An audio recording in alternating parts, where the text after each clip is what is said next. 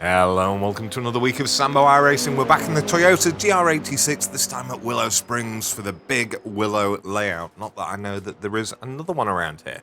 It's going to be a great week of racing here. I do love this track. It's a lot of fun in every car. I've driven it, and it was no exception when I went and tested it in the Toyota today. So, a lot of fun.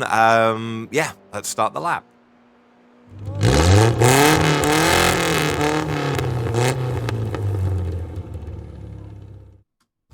Okay, let's start the hot lap, and obviously this is a fixed setup that I'm using, so everything as natural as we will be racing this in the GR86 Buttkicker Cup.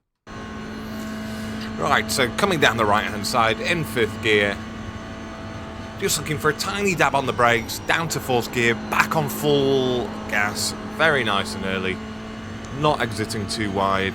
Getting over to the left-hand side, just doing a little lift, and now we're back on full gas, and we're going to hold it there all the way around this. So at the minute we're cambered, so we can hold it quite nicely in. The camber now releases, and we end up going over to the left-hand side. Back over to the right, looking for just before the start of this corner. Dropping it down to 3rd, down to 2nd, back on full beans. Going wide here, and then we can get back on the gas. Cutting it across nice and early, little correction there.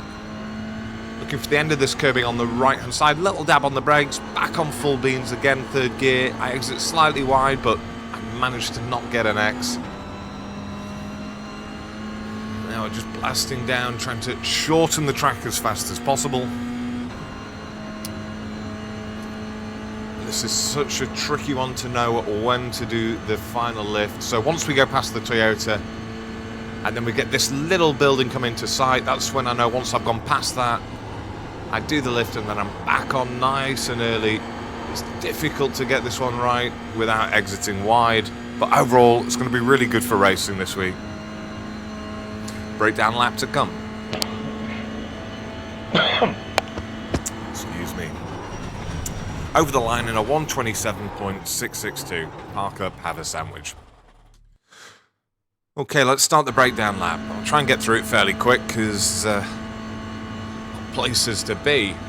Right, so basically for me, it's these marks on the road up ahead here. So don't overbrake and don't brake too early for this. But once I've gone past those marks, I go quickly up to about 65% and then immediately trail it off, drop it down into 4th gear. And as you can see, I'm on the gas nice and early, well ahead of the apex here.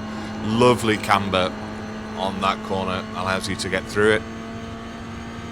And again here, once we go past this fire station turn sort of sign on the right hand side, that's when I do the lift, but I already start the turn in and I'm lifting down to about 15% and I'm already starting to move back towards getting up to full throttle. So as you can see, you may be lifting off for a second there, holding full gas, holding it to the inside.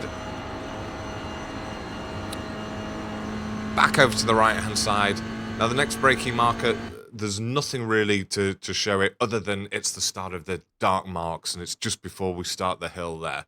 So as we get there, we're going to brake briefly up to about 60%, immediate trail off, drop it down to 3rd gear, and now I drop it down to 2nd gear, and I get back up to 100% on the throttle, nice and early into the corner, as you can see.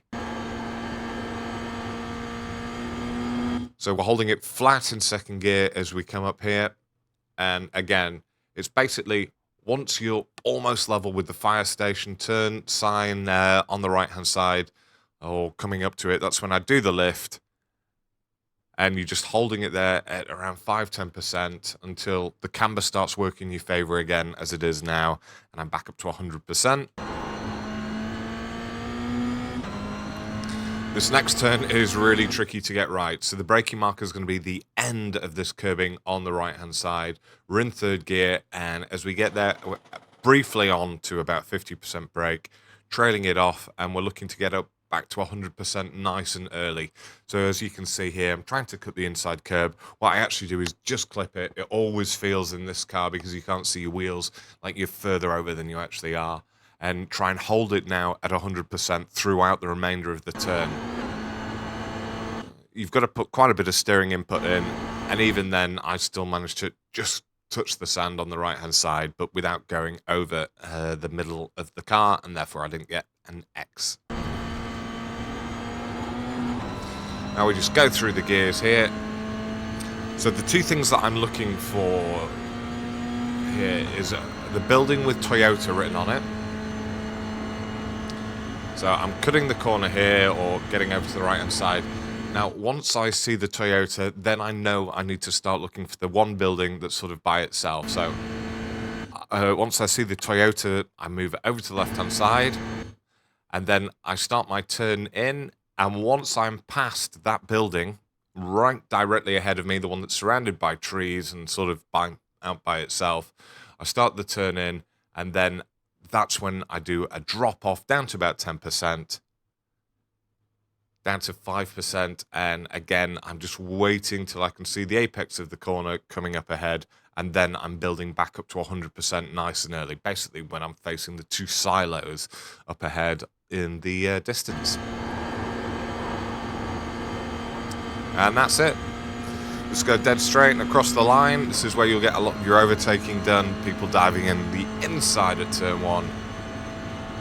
And a 127.662. I had a quick look at YouTube after I did it and saw that it's going to be a competitive time. So yeah, any questions, let me know in the comments. Driving line coming up. And now one final run through with the driving line on.